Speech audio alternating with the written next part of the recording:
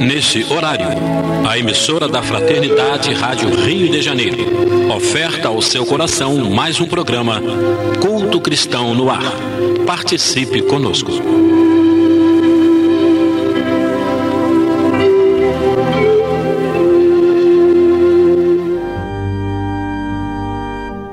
Olá, ouvintes que nos acompanham no nosso programa Culto Cristão no Ar. É uma alegria estar aqui de novo para o nosso momento de estudo e reflexão sobre o Evangelho segundo o Espiritismo. Hoje iremos começar a estudar o capítulo 5, Bem-aventurados os aflitos, que é o maior capítulo do Evangelho segundo o Espiritismo. Não é à toa que essa doutrina é considerado o Consolador prometido, né? Então esse capítulo vem justamente consolar os aflitos.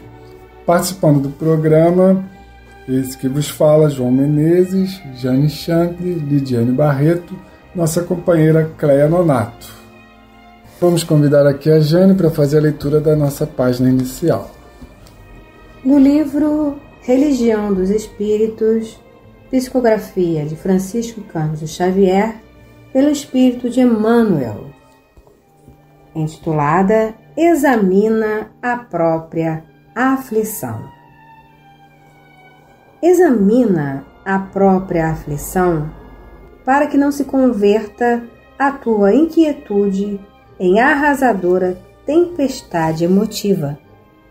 Todas as aflições se caracterizam por tipos e nomes especiais. A aflição do egoísmo chama-se egolatria. A aflição do vício chama-se delinquência. A aflição da agressividade chama-se cólera. A aflição do crime chama-se remorso. A aflição do fanatismo chama-se intolerância. A aflição da fuga chama-se covardia. A aflição da inveja chama-se despeito. A aflição da leviandade chama-se insensatez. A aflição da indisciplina chama-se desordem. A aflição da brutalidade chama-se violência. A aflição da preguiça chama-se rebeldia. A aflição da vaidade chama-se loucura. A aflição do relaxamento chama-se evasiva. A aflição da indiferença chama-se desânimo. A aflição da inutilidade chama-se queixa. A aflição do ciúme chama-se desespero. A aflição da impaciência chama-se intemperança. A aflição da sovinice chama-se miséria. A aflição da injustiça chama-se crueldade. Cada criatura tem a aflição que lhe é própria. A aflição do reino doméstico e da esfera profissional, do raciocínio e do sentimento. Os corações unidos ao sumo bem, contudo, sabem que suportar as aflições menores da estrada é evitar as aflições maiores da vida. E por isso, apenas eles, anônimos heróis da luta cotidiana, conseguem receber e acumular em si mesmos os talentos de amor e paz reservados por Jesus aos sofredores da terra, quando pronunciou no monte a divina promessa: bem-aventurados os aflitos. E assim, Senhor, neste início de programa, já com esta página, que nós possamos entender essas aflições que a vida nos oferece como oportunidades de melhoria para o nosso espírito, oportunidade de reflexão, de trabalho de retomada de forças para superarmos obstáculos, que possamos, como disse o Cristo, bendizer as aflições, as provas, que são todas para o nosso progresso, porque o que Deus quer é o bem de todos os seus filhos, e que, com essa doutrina que nos esclarece quanto a isso, possamos realmente nos sentirmos bem-aventurados, mesmo com as nossas aflições. E assim damos início a mais um culto do Evangelho no Lar. Vamos ao estudo do Evangelho, capítulo 5. Bem-aventurados os aflitos. O item 1. Bem-aventurados os que choram, pois que serão consolados. Bem-aventurados os famintos e os sequiosos de justiça, pois que serão saciados. Bem-aventurados os que sofrem perseguição pela justiça, pois que é deles o reino dos céus.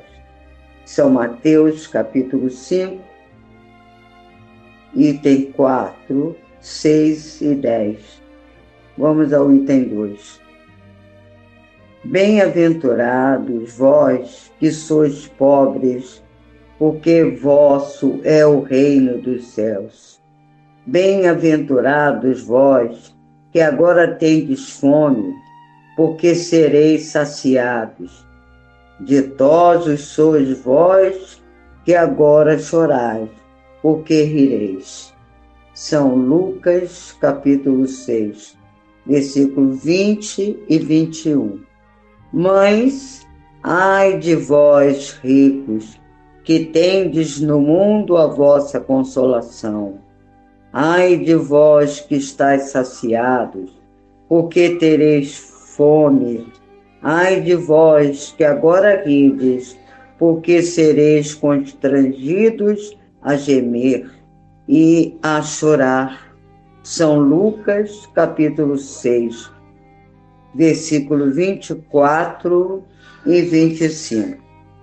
Bem-aventurados os aflitos. Somos sempre socorridos, seja em qualquer situação. Não devemos nos desesperar. É preciso aumentar a nossa fé. Deus nunca nos abandona. Ele envia para todos, em qualquer situação, um auxílio. A equipe espiritual está sempre pronta a nos socorrer. Devemos orar, pedir a Deus que nos ajude em todos os momentos de desespero. E, em qualquer momento, o socorro chega para nos ajudar. E para que notemos que o auxílio chegou, devemos manter a calma para nos equilibrar. Paz a todos. Nós queremos lembrar que esse início do capítulo 5, que vai tratar principalmente das bem-aventuranças, que é o início do chamado Sermão do Monte, e aqui já Allan Kardec cita 2 deles, né? Que é bem-aventurados os que choram e os pobres, né? Lembrando que Kardec, quando fala que pobre, ele não fala somente da pobreza material, financeira, mas todos aqueles que, de alguma forma, têm pobreza em alguma situação, né? Pode ser em termos de conhecimento, a pobreza de entendimento, né? Então, e aí depois ele vai explicando em cada item, né? Cada situação dessa aí. Por isso, inclusive, como o João já falou, o capítulo 5 é o maior do Evangelho segundo o Espiritismo. A partir dessas 3 citações do Novo Testamento, Kardec vai fazer um comentário aqui sobre a justiça das aflições. Então começa o codificador dizendo: somente na vida futura pode efetivar-se as compensações que Jesus promete aos aflitos da terra. Sem a certeza do futuro, essas máximas seriam um contrassenso. Mais ainda, seriam um engodo. Mesmo com essa certeza, dificilmente se compreende a conveniência de sofrer para ser feliz. Então aqui Kardec já faz uma colocação bem interessante, né? Porque como é que a gente pode viver bem, alegre, né, se nós estamos sofrendo? Né? Mas aí vem a explicação de Kardec baseada no próprio comportamento de Jesus. Porque quando a gente observa a serenidade com que, né, ele suportou as dores da crucificação, que era, na época, a forma mais cruel de se matar uma pessoa.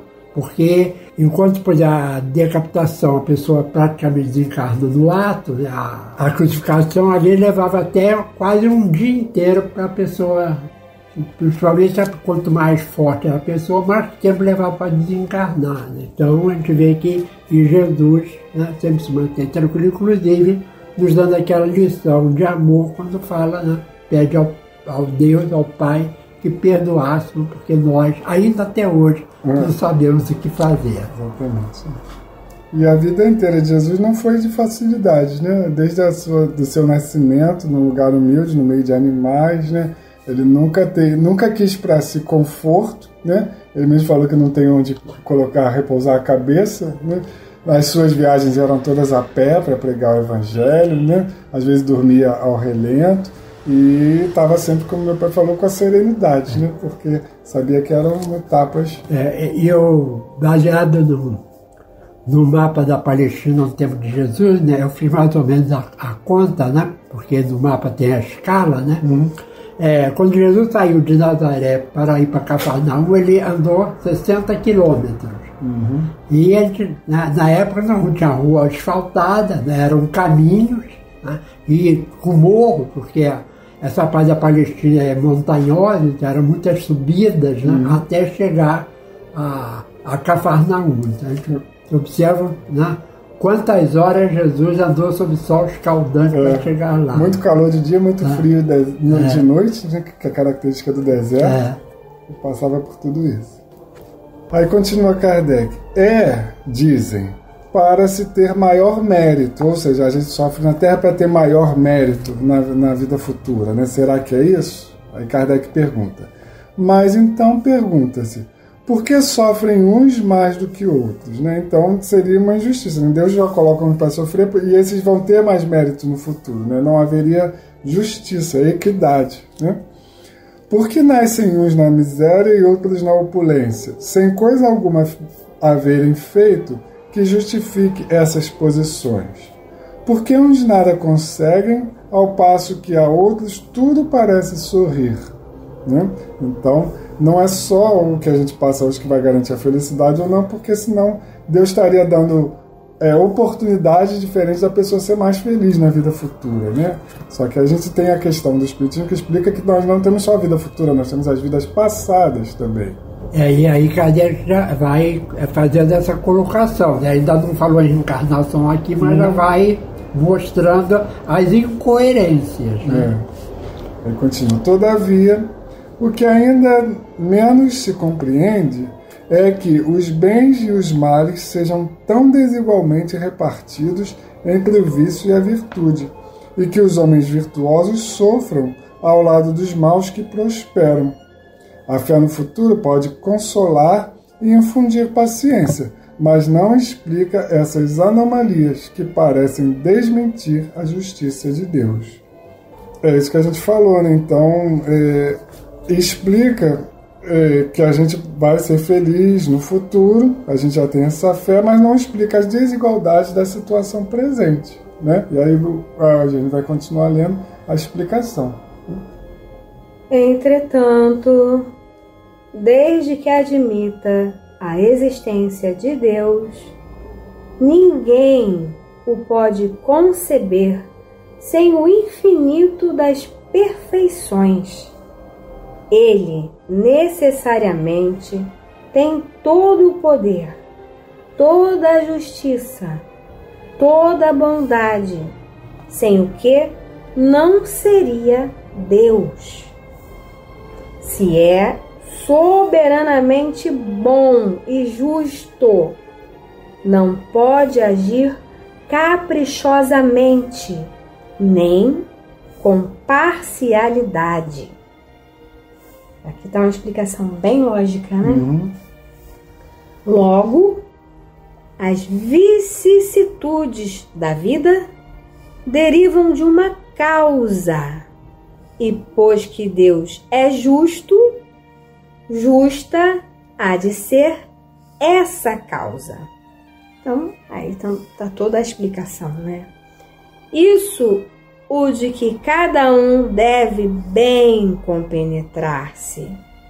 Por meio dos ensinos de Jesus, Deus pôs os homens na direção dessa causa.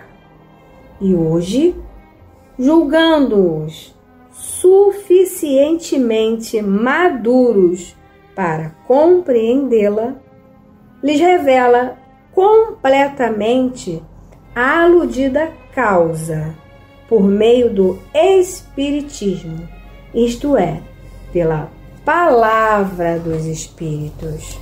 Ou seja, a primeira revelação de Moisés, né? As pessoas ainda não tinham entendimento para compreender toda o porquê das vicissitudes.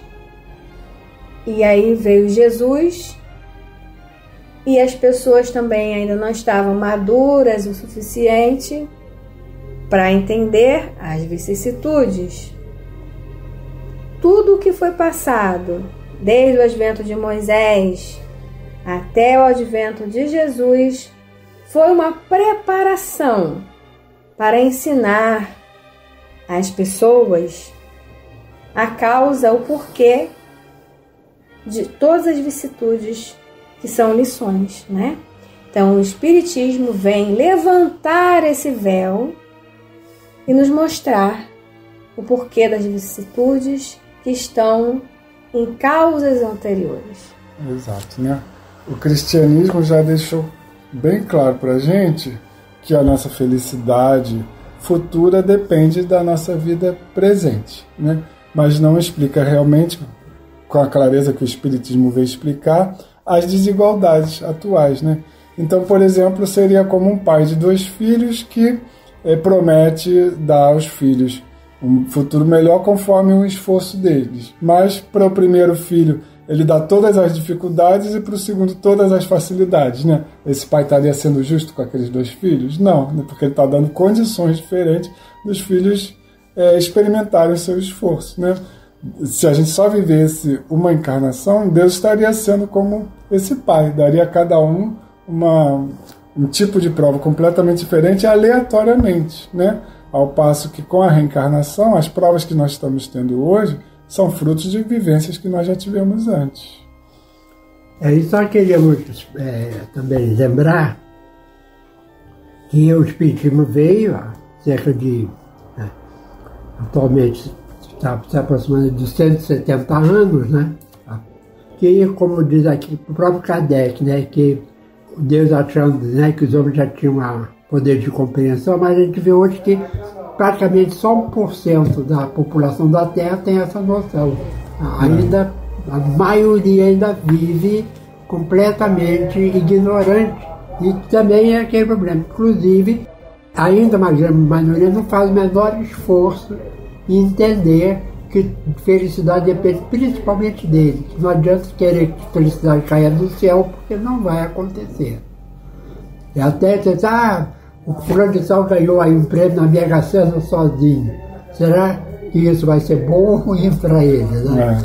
Vai depender de cada um. Porque quando a pessoa não está preparada, o espírito não está preparado para administrar uma fortuna, as coisas podem ser contrárias ao que ele esperava, né? Então, é muito importante que a gente entenda isso, que infelizmente ainda esse entendimento está longe de acontecer. Então, o Espiritismo veio para revelar, como se fosse uma escola aqui, nós temos a responsabilidade de consertar, né, os erros do passado para melhorar o futuro. Mas, como o seu Ligênio falou, quantas pessoas sabem disso, né? Quantos espíritas tem no mundo? Cerca de 1%. Então, olha aí a importância da divulgação, né? Ide e pregai a todas as gentes. Exatamente. Tá aí a missão dos espíritas que a gente vai ver lá na frente no capítulo 20. Então nós vamos sobre o assunto, terminando o nosso programa, ler o livro Cantigas de Vida, do nosso companheiro Custódio Beiral, já desencarnado há algum tempo, era um excelente poeta, expositor espírita. Então Beiral escreveu o seguinte: somente a vida futura viabiliza a afirmação, mas a dúvida perdura quanto à causa da aflição. Pensando sem preconceito, não tem mistério problema, e o resultado escorreito está nos termos do tema. Se o futuro agalardoa os que choram nesta lida, e se ninguém sofre à toa, a causa vem de outra vida. Isto posto e analisado, não há mais contradições. Em razão desse passado, são justas as aflições. Revela notar, porém, que uma vida imprevidente, novas aflições também criam na vida vertente. Causa e efeito, passo a passo, como o pêndulo do ser, rege o eterno compasso no tempo do renascer. Assim, Senhor, sabedores que somos do Teu Evangelho, sabedores que somos da lei de Deus, deixada já na primeira revelação, que possamos, Senhor, seguir esses passos, seguir essa lei, para que possamos, nessa encarnação, não adquirirmos outras reparações futuras, mas que possamos, nessa, andar nas trilhas do bem, espalhando amor, fraternidade, fazendo a nossa reforma íntima, para que possamos vencer as vicissitudes e angariar um futuro próspero e feliz. Ser com todos os lares, que a paz esteja convosco. Que assim seja, graças a Deus. Este foi mais um programa Culto Cristão no Ar, que ofertamos ao seu coração pelas ondas amigas da Rádio Rio de Janeiro. Volte a estar conosco na próxima segunda-feira, nesse mesmo horário.